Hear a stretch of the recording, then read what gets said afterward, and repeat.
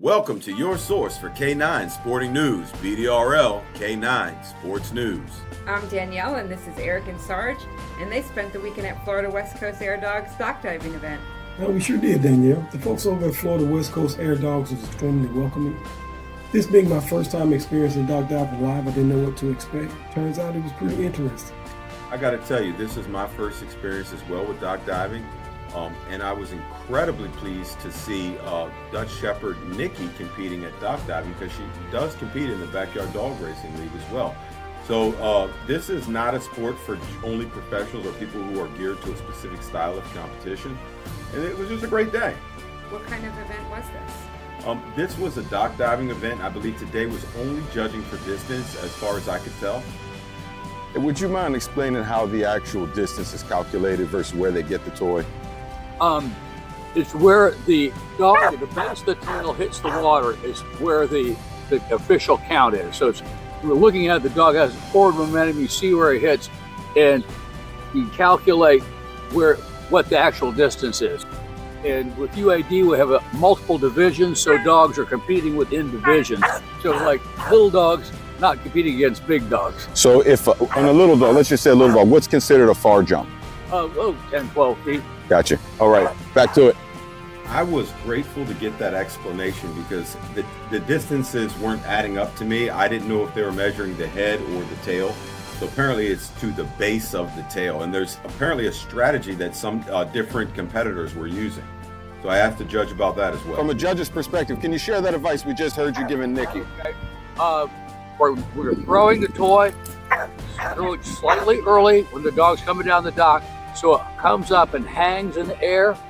If the dog sees the dog's watching the toy, it will jump for the toy, and it will take the dog further out. They might try to catch it too, and that's a different game called catch it. Do you guys do catch it at Florida West Coast Air Dogs?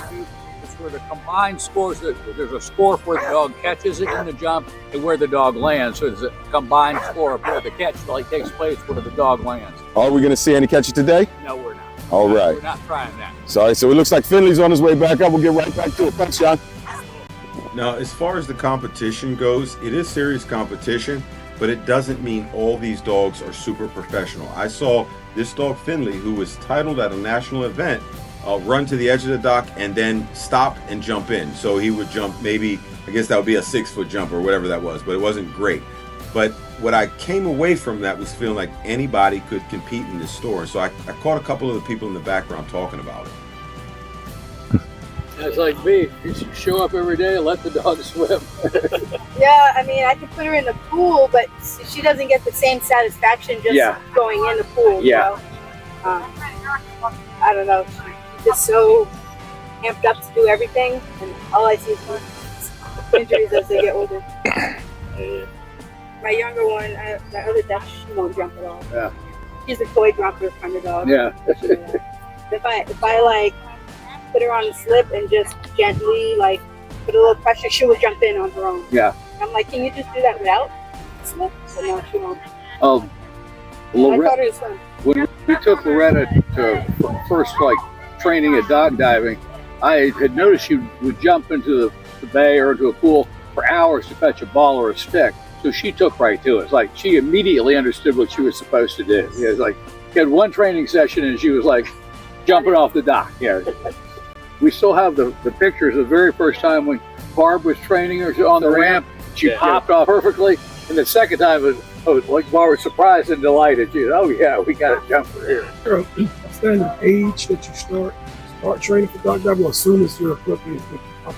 I mean, they gotta be, I think they gotta be 6 months to compete, and they gotta be confident at swimming. But other than that, it's whenever. Can you recognize a dog that young that would be good at it? It depends. I mean, you might have 2 dogs, and one dog will be crazy about it, and your brothers and sisters, and the other dog won't.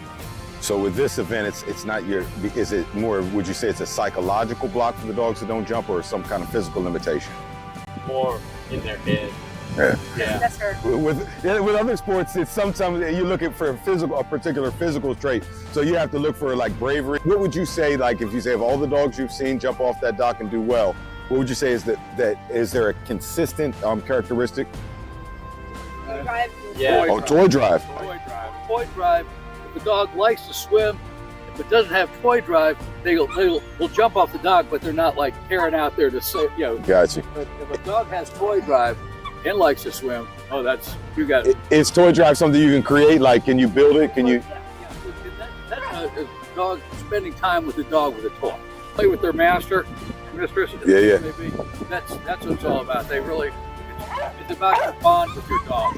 100%. So it's like when you're up there on the dock, it's a teammate type thing. So any dog with a toy drive would love, obviously, to do this.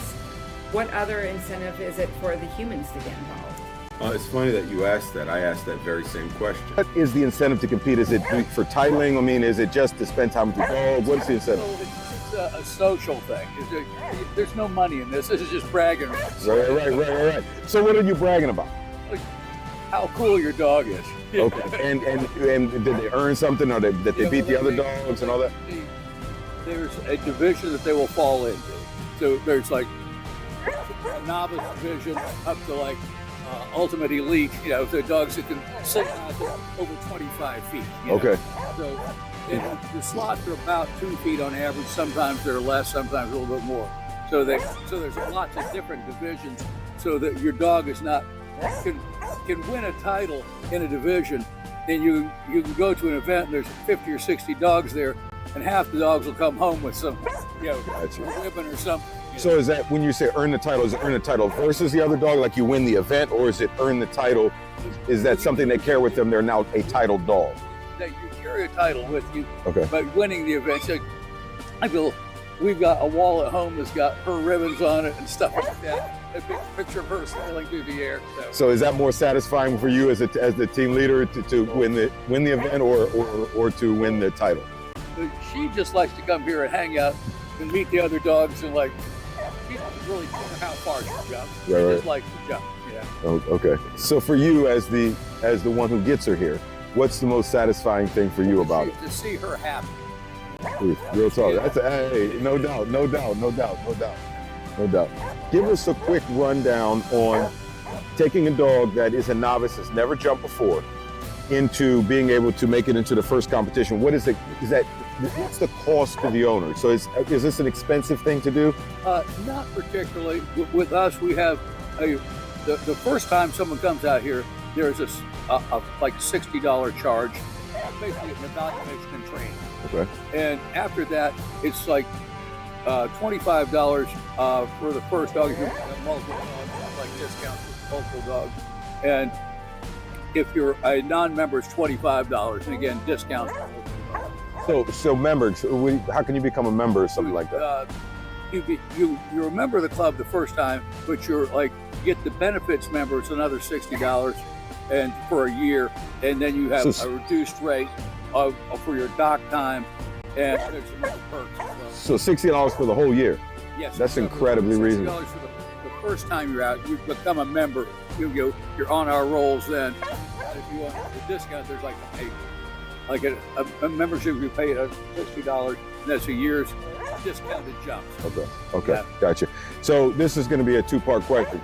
First, for those people watching that are in Central or West Coast Florida, how can they find out more about your club? Where can they find you? And second, for those that aren't, what would you suggest is the best way that they can find the club in their area? Just go online and do dock diving near me. Okay. That will take you to someplace. It may not be a UAD club like ours is. Mm-hmm. There are several organizations that do this. Okay. And there are individuals that have like just a dock in their yard that will let people jump there.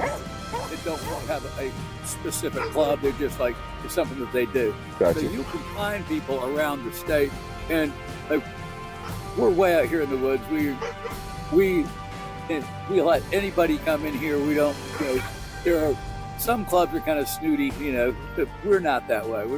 We are the. So to get in an everybody accepted club like yours, how can they find you? I would say find us online, Florida West Coast Air Dog. We have a website, and got social media. So what was that? Facebook. We don't have an Instagram or some of the other stuff, but we probably ought to. We just haven't set that up. Gotcha. Appreciate it, John. Thank you Thank very you much. much. Was at Florida West Coast Air Dogs. They answered quite a bit of our questions, and I walked away feeling, if nothing else, welcomed. It looks so much fun. An amazing time, and learned a little bit. There's dog events going on, competitive events. If you've got those kind of competitive nature with you and you want to participate, you can pretty much go to Google and you can find something happening in your area. And I may have found the dog sport for me and my wonderful pet. BDRL Canine Sports News. Thanks for jamming with us. Don't forget, Holiday Bash, 27 December, 12 o'clock. Check us out live on YouTube, Backyard Dog Racing League.